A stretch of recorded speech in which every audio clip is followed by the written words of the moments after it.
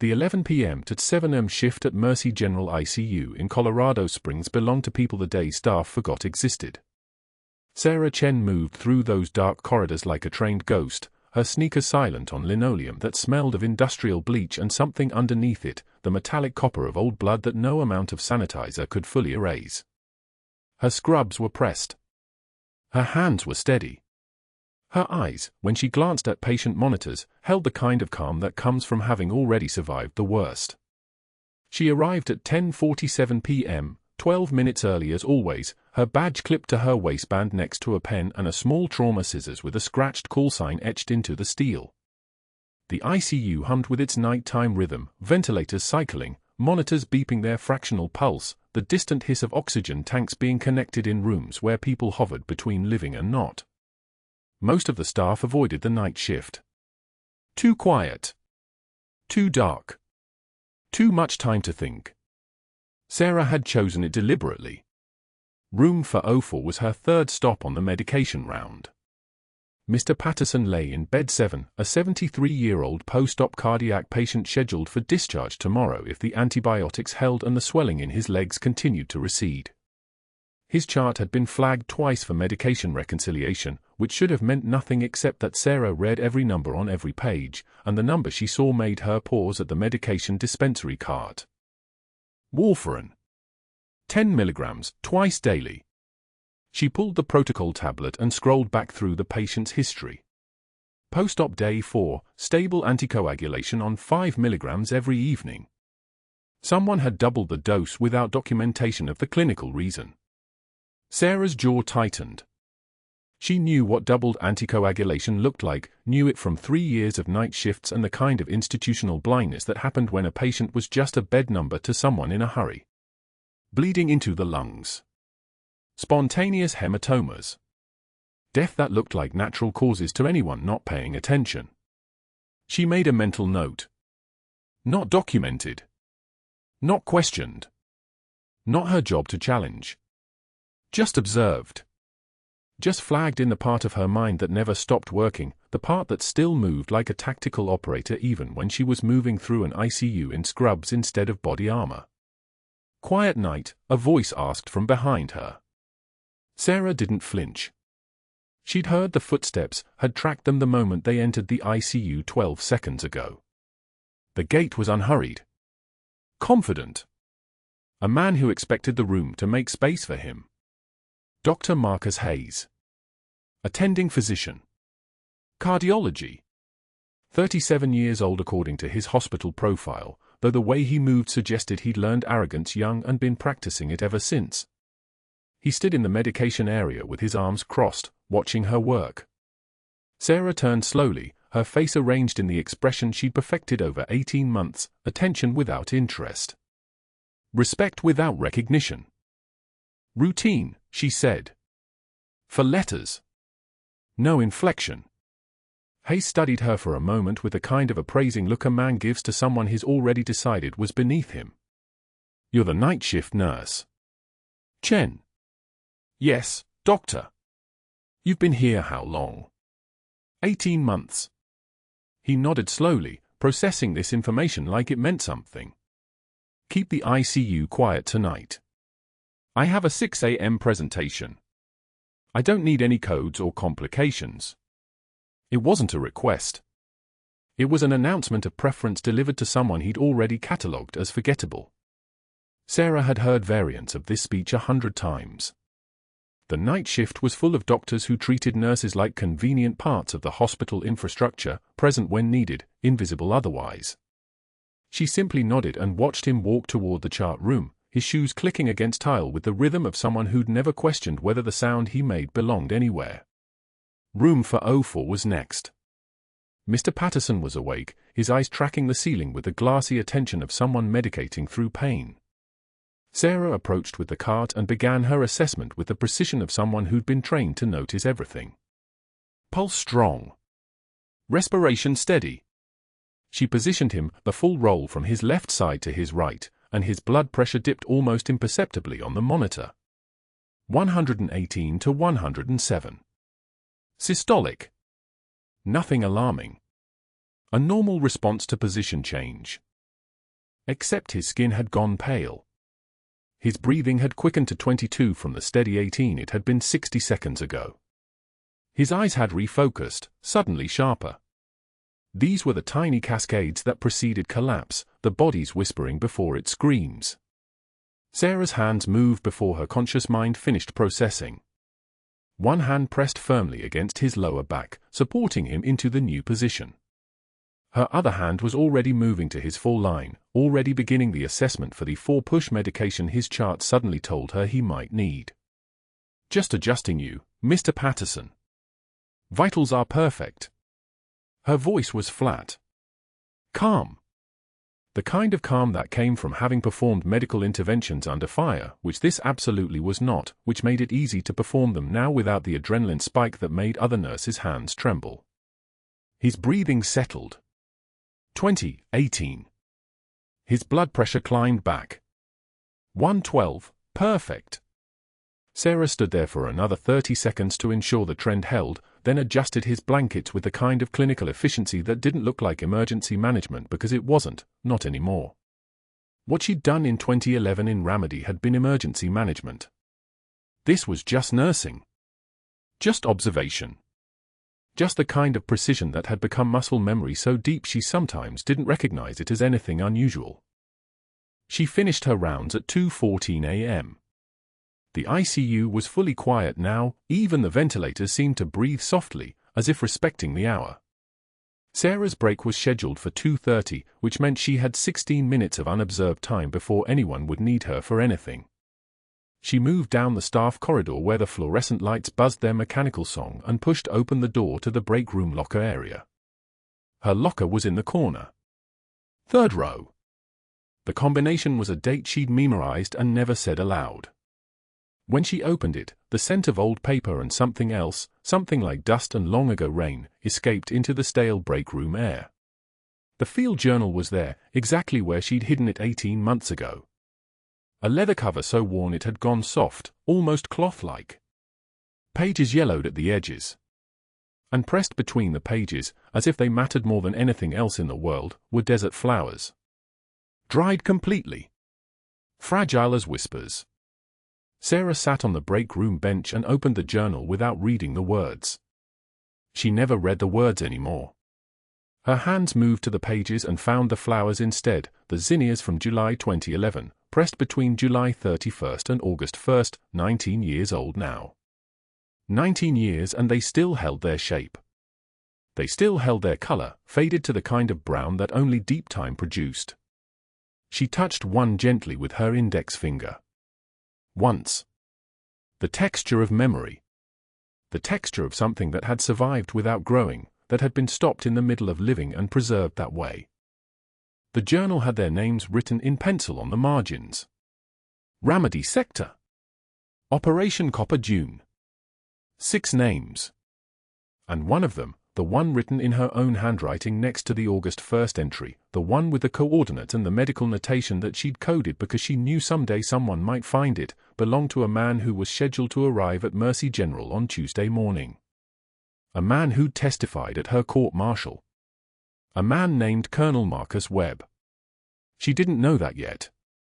Sarah closed the journal and slipped it back into the locker, her fingers careful on the damaged leather. She had another 4 hours of the shift to work. She had medication rounds to complete and vital signs to monitor and a doubled warfarin dose to keep reporting as an observation instead of an accusation. She had the kind of discipline that came from having her entire existence officially erased, from having been told at the Pentagon that she'd never served, that Operation Copper Dune had never happened, that Staff Sergeant Sarah Chen was a classified footnote in a file that would remain sealed for the next 43 years. But that wasn't the worst part.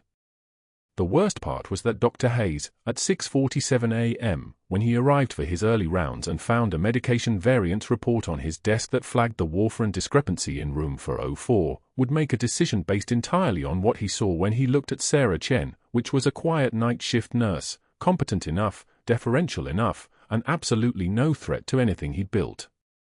The room went dead silent at 3:02 a.m. when the first code blue of the night sounded from 3 floors down. The overhead speaker crackled at 0630 hours during shift change. Both teams were present, day shift and night shift overlapping in the corridors, coffee cups in hands, tired eyes scanning assignment boards. Sarah was finishing her charting at the ICU station when the announcement cut through the fluorescent hum. Nurse Nightingale to the administrator's desk. Nurse Nightingale, your services are required. The voice was Dr. Hayes. Not a page. A summons. Delivered to 20 people at once. Sarah didn't look up from her charting. She already knew what this was. 3 weeks of asking the wrong questions about medication counts in room 404, the warfarin dosages that didn't match the patient's weight, the pharmacy records that diverged from billing statements, the pattern her eyes had caught during a routine medication round. She'd made the mistake of being observant. Now the hospital's air felt different. Heavier. She stood. Walked toward the administrator's desk with the same steady pace she'd learned in Ramadi, no hurry, no hesitation, just forward motion. Her scrubs whispered against her legs. The fluorescent lights overhead buzzed like insects trapped in their plastic shells. Dr. Hayes stood waiting, a medication count sheet in his hand. His face had that flush to it, not anger, Sarah recognized immediately. Something worse. Desperation dressed up as authority. She'd seen it before in officers who were losing control of their command. You're short 3 vials of morphine, Nightingale, he said, his voice pitched loud enough for the passing staff to hear. Want to explain that, or should I call security? Sarah looked at him. Not through anger. Not with fear. With the flat, exhausted clarity of someone who had already counted the cost of every choice available to her. Her jaw tightened once, a hairline fracture of the control she wore like armor, but her voice, when it came, was level as a surgical blade. Your insecurity is showing, doctor. Most men don't need a microphone to feel important. The silence that followed was the kind that makes you aware of every sound in a hospital, the ventilators on the other side of the glass, the quiet beep of monitors, a blood pressure cuff cycling through its inflation and release. Someone's pager buzzed. A medication pump announced its completion in 3 ascending tones. Sarah turned and walked back to the ICU station. She didn't run. Didn't hurry. Just walked, her hand steady, her breathing controlled, while she felt Hayes's face burning behind her like a furnace that had just been stoked. The second encounter came that afternoon. The supply closet on the surgical wing was narrow, shelves of gauze packages, alcohol swabs, sterile dressing kits, the smell of antiseptic so thick it coated the back of her throat like chemical paint. Sarah was restocking the shelves, her movements precise and economical, when Dr. Hayes appeared in the doorway. He stepped inside. Let the door swing shut behind him. He blocked the exit. You think you're clever? His voice had dropped to something lower now, more dangerous because it wasn't performed for an audience. Questioning my orders? Looking at patient files that aren't your concern? I've been practicing medicine since you were in high school. One more word about inconsistencies, one more question to pharmacy about dosages, and you're on bedpan duty. Permanently. You'll disappear from this hospital so fast your head will spin. You understand me? Sarah stood facing the shelves, a roll of gauze in each hand. She didn't turn around. The light in the supply closet was fluorescent white, merciless, it cast no shadows, left no room to hide. She could hear his breathing. Could feel the spatial pressure of his body blocking her path like a barrier made of flesh and ego. When she finally turned, her eyes met his with the precision of a targeting system locking onto a moving target. Her jaw was clenched tight enough that the muscle bunched visibly. But her voice didn't crack. Didn't rise. Blocking exits and making threats. That's the move of a man who already knows he's lost. She stepped toward the door. Not confrontationally. Just moved into the space he occupied, her shoulder line steady, her presence suddenly taking up more room than it should. Hayes flinched. Actually flinched, a small backward step, a yielding of ground. Sarah walked past him out of the supply closet without another word. But the controlled fury was visible now. It lived in the set of her shoulders. in the way her hands moved through her remaining shift with the precision of someone executing a practiced protocol, each motion economical and exact. The trembling wasn't fear. It was restraint. The kind of restraint that comes from having spent years learning that the difference between survival and destruction was the ability to stay still when every nerve ending was screaming to act. The next morning at 0630, as the day shift pulled into the parking lot of Mercy General, Dr. Hayes found her in the employee entrance. 15 people were witnesses, nurses arriving for their shifts, an orderly pushing a cart, a respiratory therapist with her equipment bag slung over his shoulder. The morning light was pale and institutional, the kind of light that made everything look slightly sickly. "Sarah," Dr. Hayes announced, his voice pitched to Carrie. "Effective immediately, you're reassigned to custodial support. Report to sanitation for bedpan rotation. Full-time assignment, effective now. Bedpan duty. Sanitation. The work they reserve for nurses who have failed, who have broken protocol, who are being pushed toward resignation." 15 people heard it. Heard the dismissal in his tone. Saw the public humiliation serve itself cold and carefully measured. Sarah nodded once. Said nothing.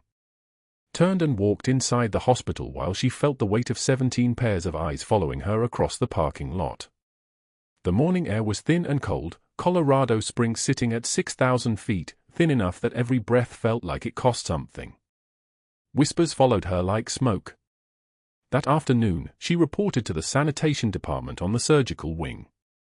A supervisor named Marcus, older man, kind eyes, the kind who'd been doing this work long enough to understand the hierarchy and the temporary nature of who ended up in his rotation, handed her the assignment without comment. The indignity was the point.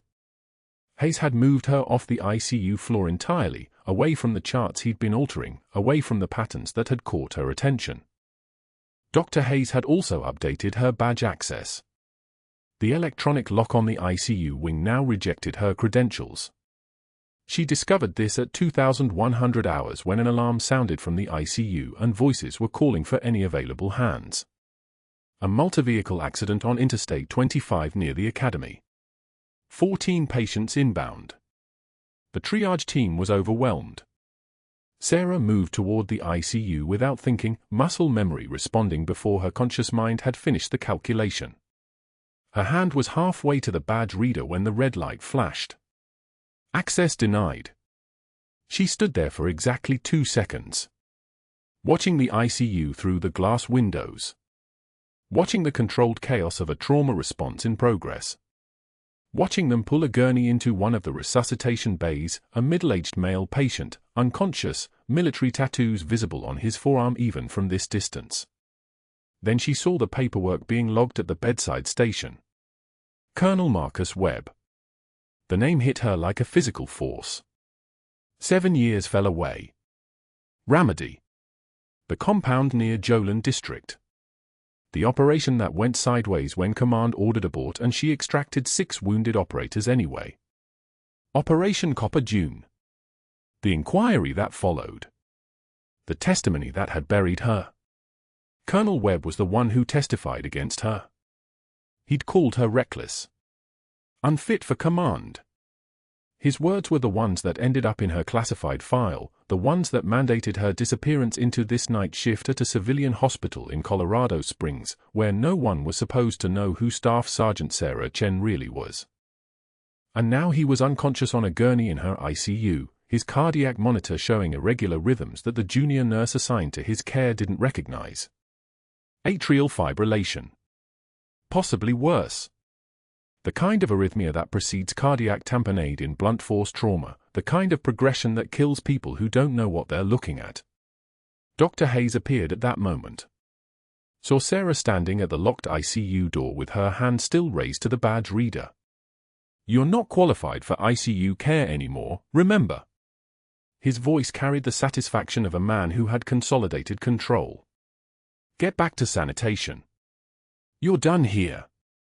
Sarah watched through the glass as he reassigned her entirely from the ICU wing. Updated the computer system. Locked her access away completely. She could see inside, could see the monitors, the equipment, the patient she recognized, but she could not cross the threshold. She was in a position of perfect visibility and absolute powerlessness. The junior nurse continued her assessment, missing the subtle signs that a trained operative recognizes instantly. Missing the pattern that could mean the difference between life and death. That was the moment Sarah understood what Dr. Hayes had really accomplished. It wasn't just the public humiliation. It wasn't just the demotion. It was strategic isolation. He'd moved her off the floor where she could see his alterations. He'd pushed her away from Colonel Webb precisely because she would recognize what was happening to him. He'd made her just close enough to witness everything and just far enough away to prevent her from acting. The controlled fury in her jaw tightened 1 degree further. Sarah's shift began in the basement, not the ICU. The surgical floor supply room smelled like bleach and industrial tape, where she was now assigned to collect bedpans and clean urinals from patients she'd trained to trust her. Hayes had done this with precision, not a written reassignment, because that left paper. Instead, he'd pulled the nursing supervisor aside during rounds, mentioned Sarah's lack of focus on foundational care, and suggested a temporary rotation. The supervisor, intimidated by Hayes's seniority, agreed without consulting Sarah.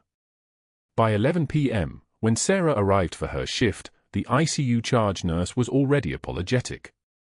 "He says you're needed downstairs. Just for a week, probably." Just for a week meant permanent isolation from the only floor where she mattered. Just for a week meant Hayes had successfully locked her out of witnessing treatment, reading charts, catching the patterns she'd been tracking. Just for a week meant the night shift nurse everyone relied on had become invisible again. She made it through 2 hours collecting bedpans, each one a small mortification, each one watched by patients who'd known her as the competent one, the nurse who'd held their families together at 3 a.m. Her hands that had once guided her team through an ambush in Ramadi, now held plastic containers of human waste. The work wasn't beneath her. The humiliation was deliberate. That was the difference. By 1:47 a.m., her mind had catalogued every detail of Hayes's strategy. Social attack on the overhead page. Threat in the supply closet blocking her exit. Now the demotion, witnessed by colleagues and patients, designed to make her quit before he had to document anything. Classic escalation. Clinical. Almost military in its precision. Almost. Sarah was on the back stairs heading to the laundry room when her phone buzzed. A text from the ICU charge nurse, "You coming up for the handoff?" The day shift would arrive in 40 minutes. If Sarah wanted to brief them on overnight patient updates, she needed to move now. Hayes had barred her from the ICU, but he hadn't barred her from the hallway. He hadn't barred her from the parking lot where the day shift parked. She took the elevator up. The Colorado Springs morning was still dark, stars fading over the foothills. The parking lot was beginning to fill, the day shift arriving with coffee and fresh scrubs, all of them moving with the assumption that their hospital was a simple place where simple protocols meant simple truths. Sarah pushed through the glass doors just as Dr. Hayes was exiting his black BMW, designer messenger bag slung across his chest like a status symbol, expensive shoes clicking against the concrete. He saw her. His jaw tightened. The night shift's over," he said, not quite approaching her but positioning himself between her and the day shift arrivals. His voice was pitched high enough that the incoming nurses would hear. "Sarah, I'm going to need a word about something." She stopped. Waited. "It's come to my attention that you've been struggling with focus lately," Hayes continued, stepping closer, his voice taking on the tone of a man giving a performance. "Trying to do work above your competency level. Asking questions about treatments you're not qualified to supervise." He was loud now. Deliberate. A surgical resident named Mitchell was watching. 2 nurse practitioners were turning to listen. "I think the reassignment downstairs is exactly what you need. A chance to remember what your actual nursing scope is. Foundational care. Basic skills. Things you can do without overstepping." Sarah's breath was even. Her hands were steady. "Some people," Hayes said, his voice dropping to a tone designed to sound confidential while carrying 20 feet, are just not equipped for the intensity of ICU work. And there's no shame in that. Not everyone's cut out for it. You need to know your place. You need to accept that some of us are trained for more complex decision-making than others. This isn't about punishment. It's about, he smiled, the kind of smile that only worked on people who hadn't been trained to recognize predatory behavior, matching your responsibilities to your actual capabilities. Nurses were stopping in the parking lot now. The day shift was gathering, absorbing this moment, cataloging it. Mitchell's face had shifted into something like sympathy, the worst possible expression. The kind that said he was witnessing someone's public diminishment and had already moved on to judging her for it. Sarah looked at Hayes. Really looked at him. At the tailored shirt with the monogrammed cuffs. At the way his hand had moved to his hip, a gesture meant to appear relaxed but which actually broadcast dominance. At his eyes, which were searching her face for the crack he expected to find, the redness, the moisture, the flinch that would tell him his strategy was working. Her face told him nothing. You understand what I'm saying, right? He pressed, reading her silence as confusion rather than the careful deliberation it actually was. No hard feelings. Just clarity about roles and limitations. Crystal clear, Doctor, Sarah said. Her voice dropped a full octave on the last word. The shift was subtle enough that only someone who'd been trained to hear it would notice. Only someone who'd been in a combat zone where vocal tone meant the difference between living and dying. Hayes heard it. Something in his expression flickered, a microsecond of alarm that he covered with another smile. Sarah turned. She walked past the gathering day shift without another word, her footsteps steady on the parking lot concrete, her back straight, her head level. The kind of walk that said someone had been broken before and had learned that surviving meant moving through the world like you couldn't be touched. Behind her, Hayes stood watching her go, and for the first time, his strategy had produced no visible reward. She hadn't cried.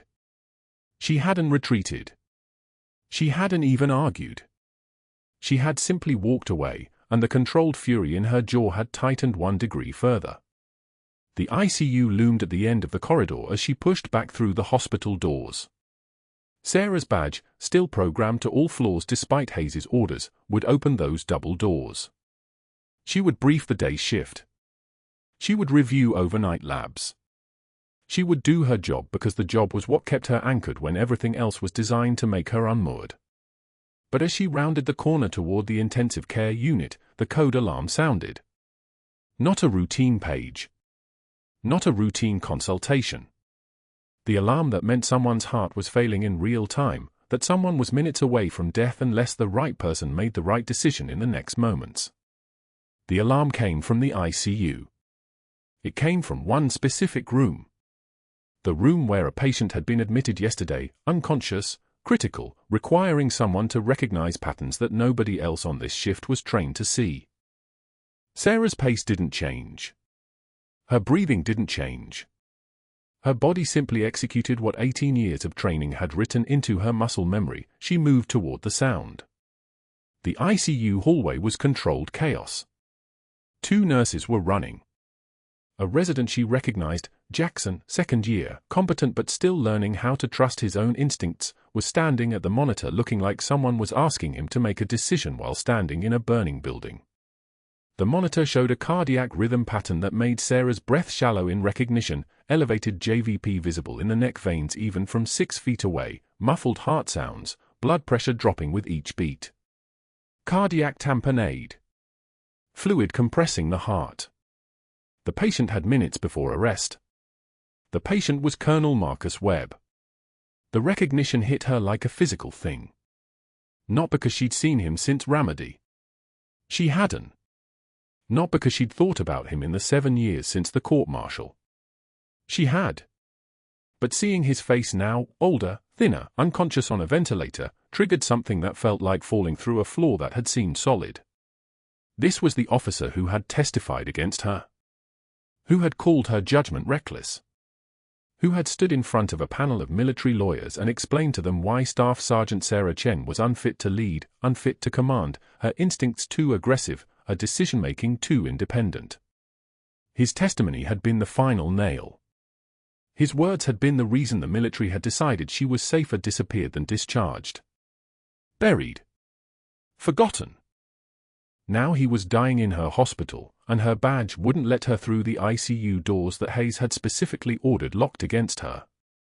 She could see him through the glass. Could see Jackson frozen at the bedside. Could see the heart monitor climbing toward the alarming numbers that meant this was happening now, not in 5 minutes, now. Webb's blood pressure was already dropping to 70 systolic. His heart rate was compensating by climbing into the 140s, a desperate speed that would exhaust itself within moments. Sarah pressed her hand against the glass. One of the nurses, Torres, a night shift nurse who respected her, glanced up. Their eyes met across 15 feet of reinforced glass. Torres saw Sarah's face and understood immediately what was happening, the pattern, the urgency, the knowledge. But Torres also saw the locked door. Saw Hayes's explicit orders taped to the staff bulletin board that morning: Sarah Chen is restricted from ICU access pending administrative review. Torres hesitated. Sarah's expression didn't change. She simply looked at the monitor. Looked back at Torres. Looked at Jackson standing there without moving. In that sequence of glances was everything she couldn't say aloud: this patient is dying. Right now. This minute.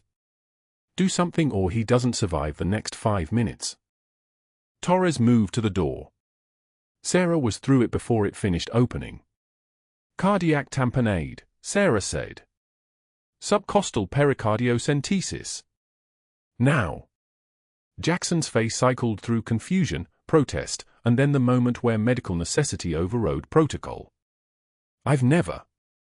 Then hold him steady, Sarah said. The ultrasound cart was already out. Sarah's hands had moved before her mind finished the decision. 18 years of muscle memory and 4 months of watching this exact pattern told her everything she needed to do. She took the 18-gauge needle, sterilized the insertion site at the 5th intercostal space, mid-axillary line, found the subcostal window on the ultrasound where the fluid was clearly visible as a dark shadow compressing the heart's right atrium. BP's dropping, Torres called out. 70/38. Heart rate 156. Sarah didn't respond.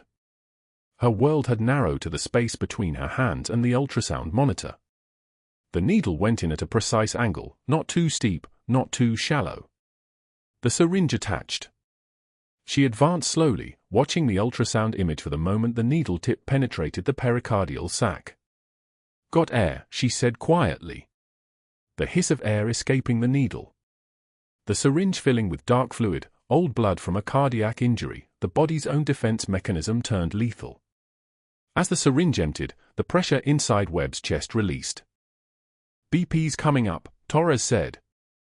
75, 78. 82. The heart monitor's rhythm began to normalize. The desperate climbing heart rate started to descend. Webb's oxygen saturation climbed from 87% toward the high 90s. His face, the face of the man who had buried her in testimony, who had chosen his career over her honor, began to return to human color. Sarah withdrew the needle. Covered the site with a sterile dressing. Stepped back. Jackson was staring at her like she'd just performed surgery in a parking lot. Torres had her hand over her mouth. The rest of the ICU had gone silent in the way that meant something had just shifted, something impossible had just become real. Webb's chest rose and fell with the ventilator's rhythm. His heart monitor showed a normal sinus beat. His blood pressure stabilized at 98 systolic, not great, but alive. Not great, but the opposite of dying. Sarah turned to Jackson. He needs a formal echo stat. Get cardiology down here. Tell them his post-tamponade and we need an imaging study to find the bleeding source. He's going to need an ICU bed upgrade with continuous monitoring. Her voice had shifted into something clinical, something that left no room for argument. And his medications. But she stopped, because the ICU door had opened and Dr. Hayes had entered, his face cycling through confusion toward recognition toward something much colder. "What," he said quietly, "is going on?" Sarah turned. Their eyes met across the ICU like a standoff that had been waiting to happen since the moment she'd arrived at Mercy General, since the moment he'd realized she could see patterns he couldn't, know things he didn't, operate in spaces where his credentials meant nothing. "This patient was in tamponade," Sarah said. Her voice had the exact quality of someone delivering a briefing to an officer, not speaking to a superior. "I performed pericardiocentesis. His vitals are now stable." Hayes's jaw tightened. "You're not authorized to," he started. "He would have arrested in approximately 2 more minutes," Sarah continued, as if he hadn't spoken. "The on-call resident doesn't have the skill set. The attending is 15 minutes out. This patient would be dead without immediate intervention." Hayes stepped toward her. His face had taken on the expression of someone being outmaneuvered in a space he thought he controlled. "You just violated every protocol in this hospital. You just saved his life, Doctor," Sarah said. The words were quiet. The words were lethal. The words were spoken by someone who had stopped deferring 3 years ago and was only now saying it aloud. Behind her, Torres was watching with an expression like a revelation. Jackson had stepped back, processing. And on the monitor, Colonel Marcus Webb's heart continued its steady, living rhythm, the rhythm of someone who had tried to erase her from military history and who would now owe his continued existence to her hands. Hayes turned and left the ICU without another word, and Sarah understood with absolute clarity that whatever came next would be his final move. Whatever came next would be a reckoning. The code alarm shattered through the ICU at 0200 hours like a predator's shriek. Sarah's head snapped up from the medication cart outside the nurse's station. She didn't think, muscle memory took over. 3 strides to Webb's room. Her eyes found the window. The on-call resident stood frozen beside the bed, both hands hovering uselessly above the monitors as if proximity to competence might transfer through the air. His face had gone the color of old linen. Webb's body convulsed once against the mattress, a final protest. The heart monitor screamed a thin, desperate wail. BP dropping. Oxygen saturation plummeting. 68, 61. 54. Sarah's jaw clenched. Cardiac tamponade. The signs were unmistakable: muffled heart sounds, distended neck veins, the telltale electrical alternans dancing across the EKG screen like a death march. Pericardial fluid pressing on the heart. Every beat growing weaker. Every second a countdown. The resident's mouth opened. Closed. Opened again. No words came. His hands trembled at his sides, all training evaporating in the face of a dying patient. He was looking around as if someone competent might materialize from the walls to save him from responsibility. Sarah didn't wait for permission. She'd been locked out of this unit for 3 days, demoted to pushing bedpans in a parking lot like a janitor, forced to watch this man, Colonel Marcus Webb, the officer whose testimony had erased her from existence, arrive unconscious and unrecognized. Hayes had made sure of it. Hayes had made sure she could see him die without being able to touch him. But Hayes wasn't in this room right now. The door opened like she'd pulled it with her mind.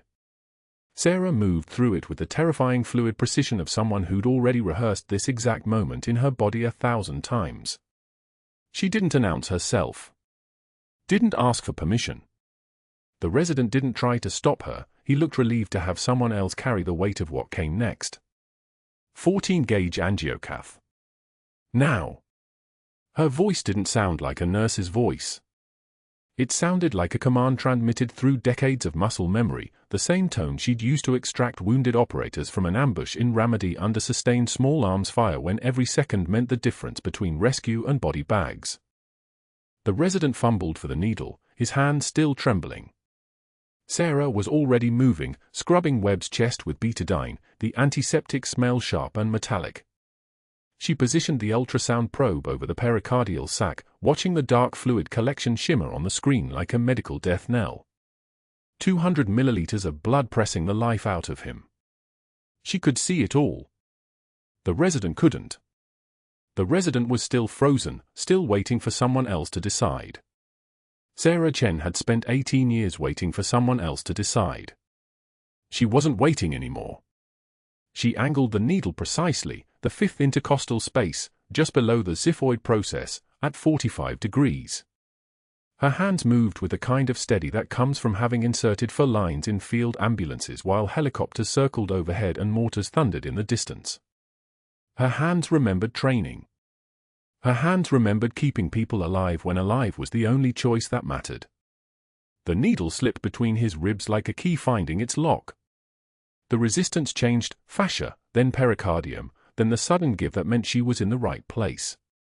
Withdraw the needle. Steady. Flat. Not a request. The resident blinked. Moved. His hands were shaking so badly that the catheter nearly slipped from his fingers before Sarah caught it and threaded it through the space where the needle had been. The fluid came back dark red, almost black. 200 milliliters of pressure. 200 milliliters of time running out. She attached the syringe and pulled. The fluid came back in one smooth, continuous flow. The monitors didn't change immediately. There was always that terrible moment of lag where the body resisted what physics demanded. Then it happened. The pressure dropped. The waveform flattened. His heart stopped being strangled and started being a pump again. BP stabilized at 98/62. Oxygen saturation climbed. 71, 78. 82, 88. The heart monitor's screen became a rhythm. A real rhythm. Sinus. Normal. Alive. The resident made a sound like a man coming up for air after drowning. How did you? I didn't even see. Sarah was already moving. She disposed of the needle into the red sharps container, her movements precise and economical as a soldier breaking down a rifle. She marked Webb's chart with the procedure time, the volume aspirated, the clinical response. Everything documented. Everything legitimate except the part where a nurse had performed a procedure that required a physician's signature. Everything except the part where she'd just saved the life of the man who destroyed hers. She cleaned up without looking at the resident, without acknowledging his gratitude or his confusion or his dawning realization that what he'd just witnessed wasn't supposed to be possible. Sarah had learned long ago that the quietest exit was always the safest one. Draw attention, invite questions. Draw attention, invite consequences. She left the ICU at 0217 hours, and the door hissed shut behind her with the sound of an airlock sealing. By 0700 hours, Dr. Hayes was standing in the security office reviewing footage from the ICU, his face tightening with each second that played across the monitor. Sarah performing the procedure. Sarah threading the catheter. Sarah saving a life that only physicians were authorized to save.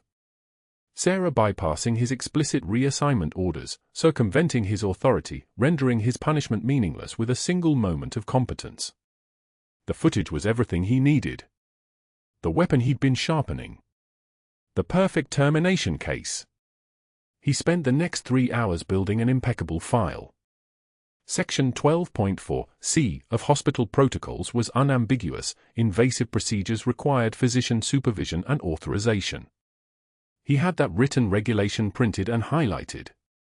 He had Sarah's reassignment from ICU duties documented in triplicate. He had something better, though. He had 3 weeks of fabricated infractions typed into the system, each one more damning than the last. October 3rd, Sarah clocked in at 6:47 a.m. instead of 6:45 a.m. Late. Documented. Never happened. October 10th, medication count discrepancy in the narcotics cabinet, variance of 2 milligrams morphine. Sloppy. Dangerous. Potentially criminal. Fabricated from whole cloth, typed by his own hands while sitting in his office with a cup of coffee cooling on his desk. October 15th, patient complaint from room 307 about rough handling during shift change. The patient hadn't complained. The patient was sedated. Hayes had typed the complaint himself, inventing testimony from a man too medicated to speak. 3 weeks of lies stacked into an architecture of termination. Airtight. Irrefutable. Genius.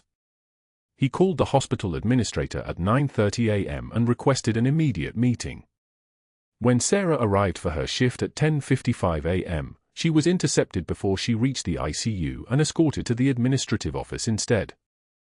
Hayes was already there, his face a mask of professional concern.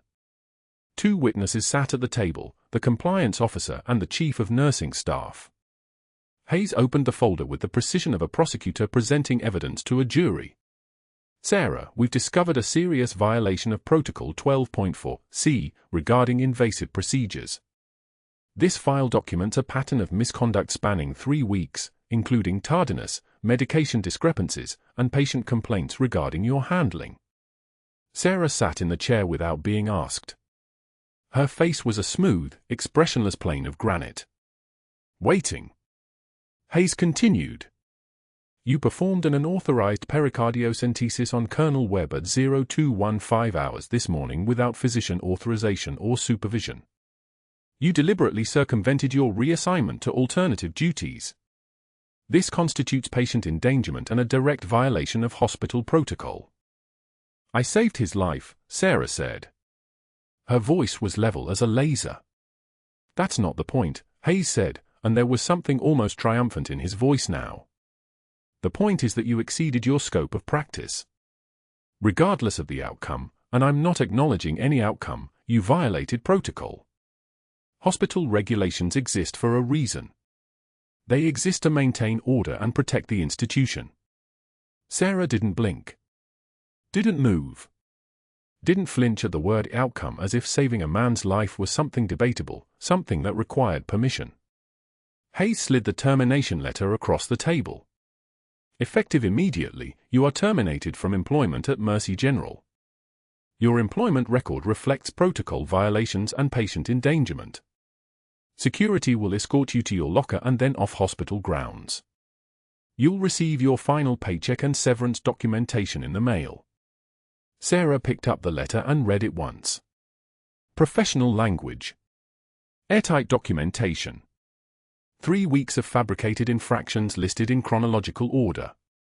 She'd been erased once before, from the military records of Operation Copper Dune, her service classified so deeply that the Pentagon had ordered her to disappear.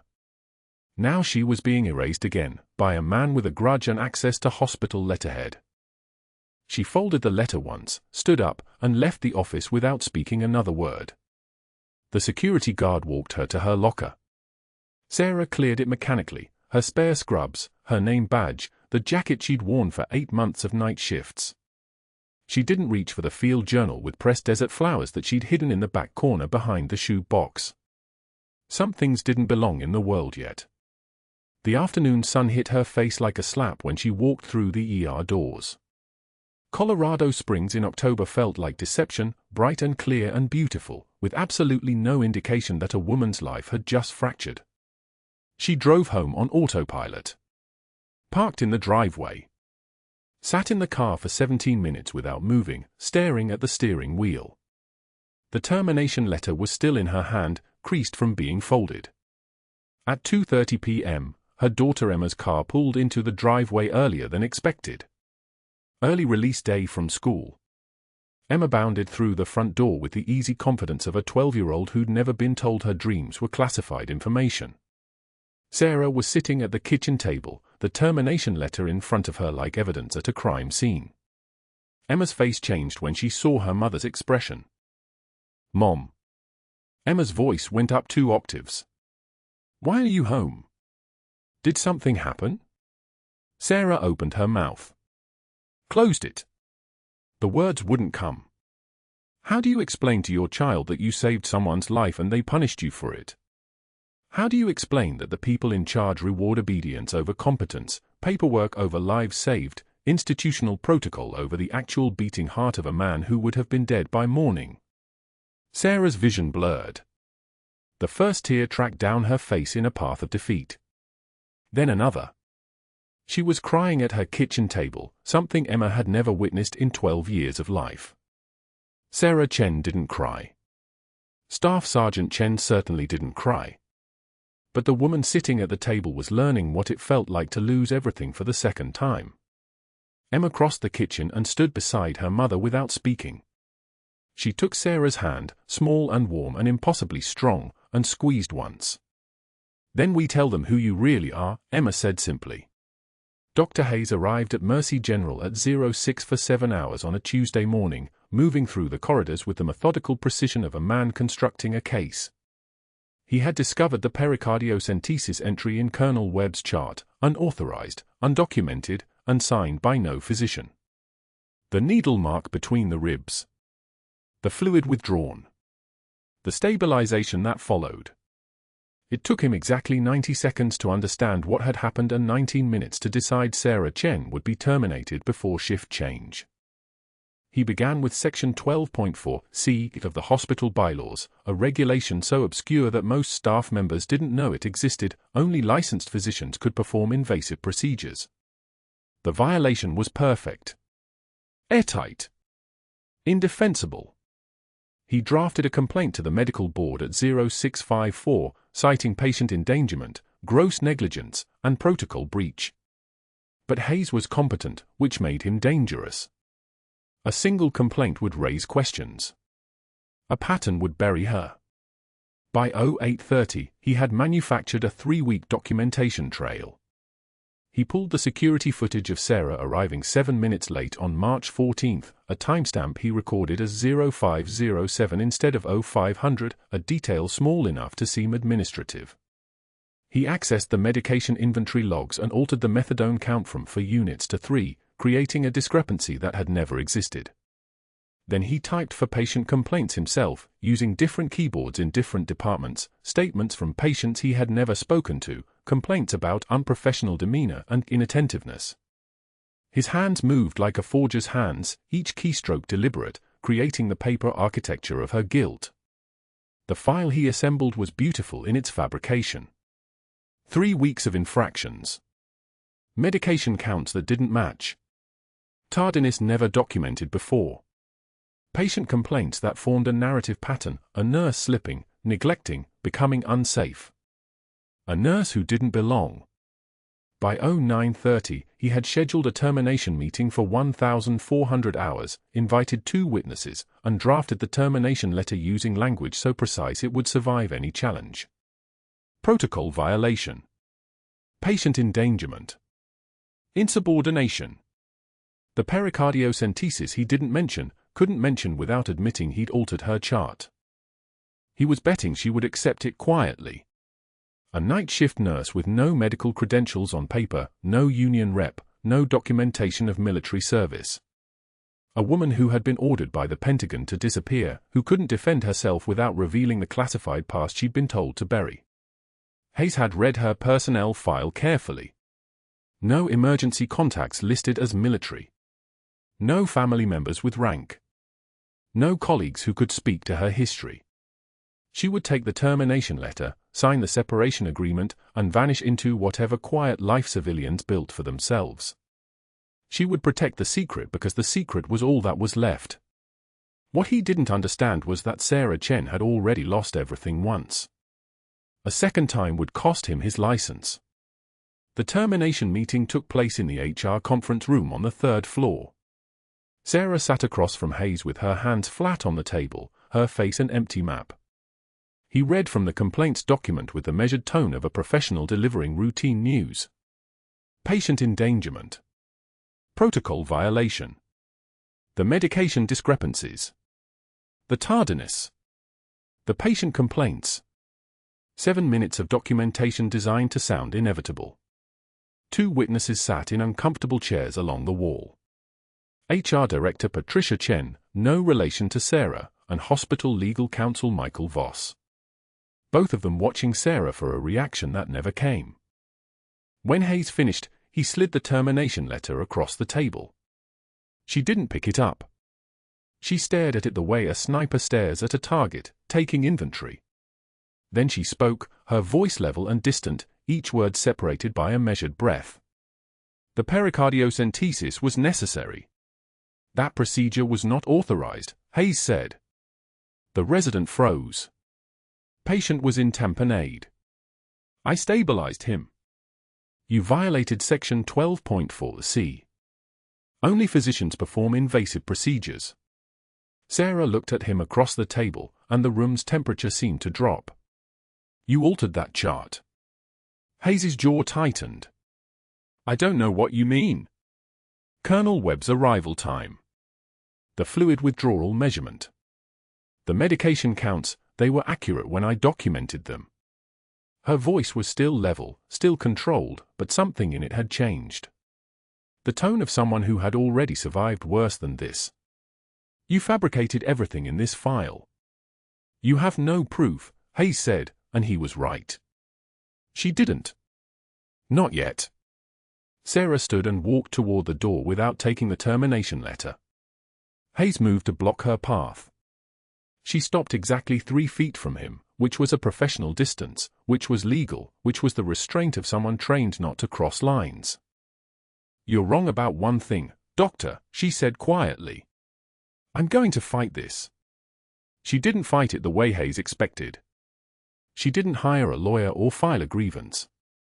She went home at 1,430 hours on a Tuesday afternoon to an empty house, because her daughter Emma was still at school, and she sat at the kitchen table with the termination letter in front of her and the rain beginning to hammer against the windows like applause for a disaster. The paper was official. Mercy General letterhead. Her name printed correctly. The termination effective immediately. 3 weeks of fabricated infractions laid out like evidence at a trial. She knew what each one meant. She knew the medication counts were wrong. She knew the timestamps didn't match the security footage. She knew the patient complaints weren't real. She could prove it if she revealed who she was. If she called the Pentagon. If she asked Colonel Webb, the man she'd saved, the man who destroyed her, to verify her story. But calling the Pentagon meant ending the civilian life they'd told her to build. It meant revealing the classified operation. It meant admitting that she'd performed an unauthorized procedure on a special forces officer in a civilian hospital. It meant destroying everything they'd worked to keep buried. She heard Emma's backpack hit the floor, then footsteps moving down the hallway toward the kitchen. Sarah didn't look up. She couldn't make her face move to the place where normal was. Mom. Emma's voice carried the particular confusion of a child finding something wrong in the order of the world. Why are you home? Did something happen? Sarah stared at the termination letter. At the fabricated medication counts. At the timestamped lies. At the professional destruction of a woman who'd only tried to save a life. She opened her mouth to explain how bureaucracy worked. How a man with institutional power could reshape reality with a printer and a keyboard. How the quietest nurses were always the easiest targets.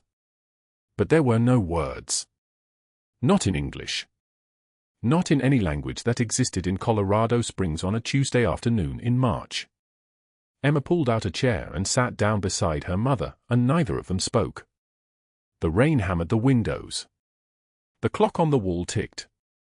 The termination letter sat on the table like a closed door to the future Sarah had been trying to build. What neither of them knew was that the hospital's routine background check for malpractice insurance was already processing.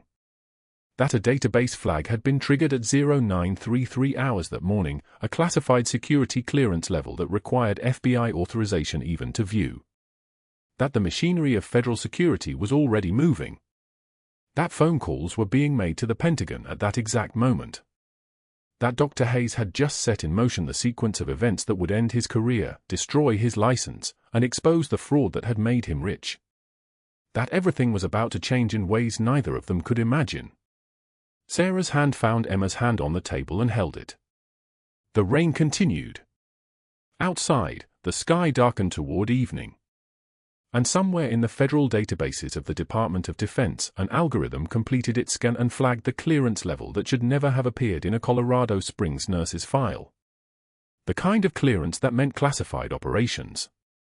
The kind that meant answers were about to arrive, whether anyone wanted them or not. If you've made it this far, you know the story doesn't end with a termination letter. Subscribe for segment 6, where the military arrives and the truth comes out. And comment below, Would you have fought Dr. Hayes, or would you have protected the secret?